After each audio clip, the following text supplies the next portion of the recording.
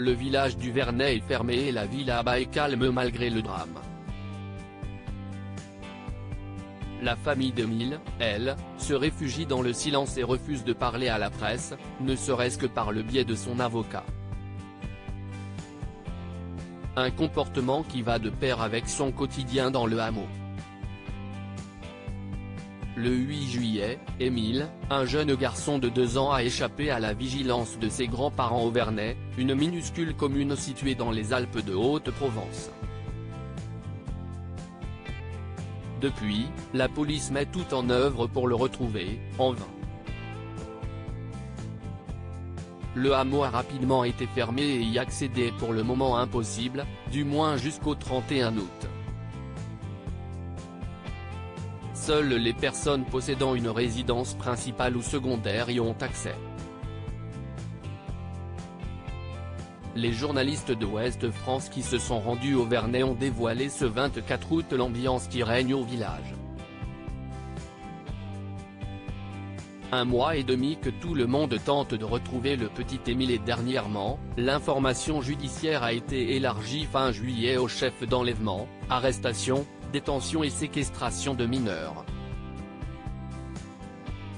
Alors que l'enquête au cœur de la vie des 130 habitants du Vernet n'a toujours rien donné et que le préfet et le parquet d'Aix-en-Provence ont choisi de ne plus s'exprimer, le journal a pu approcher un habitant un peu plus causant.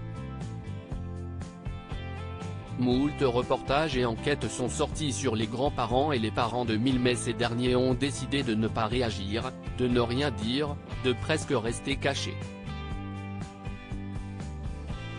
Un isolement qui n'étonne personne au Vernet. Ce ne sont pas des gens qui se mélangent, déclare un voisin. Un isolement bientôt terminé ? La famille très traditionnelle d'Émile vit donc recluse, se permet quelques randonnées et sorties à la piscine pour occuper la petite sœur, Alaïs, qui a 1 an. Et cette activité dans un lieu public n'est pour autant pas synonyme d'échange avec d'autres habitants. Ils ne parlent à personne, sauf aux maîtres nageurs. Ils ont le droit d'aller à la piscine quand même. Ne serait-ce que pour occuper la petite sœur d'Émile, avait confirmé une habitante à BFM TV. Un comportement qui suscite l'interrogation chez certains, dont les anonymes qui se passionnent pour l'affaire et qui débattent sur les réseaux sociaux. Ils y voient quelque chose de suspicieux. Mais cet isolement pourrait bientôt prendre fin avec la possible réouverture du village le 31 août. Certains membres de la famille pourraient quitter le hameau afin de retourner dans leur village de la Bouillabaisse, Bouches-du-Rhône. Un départ qui sera certainement synonyme de nouveaux témoignages de voisins toujours enclins à faire des révélations aux journalistes.